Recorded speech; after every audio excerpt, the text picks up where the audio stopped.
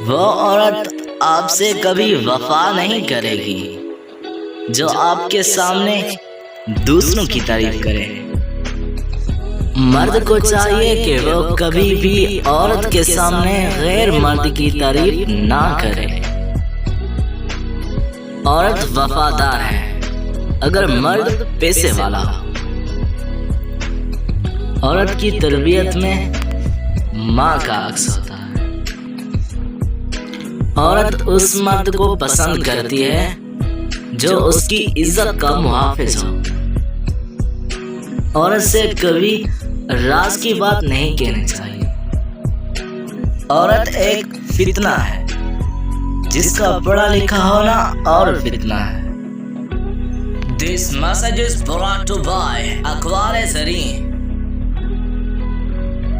Subscribe this channel.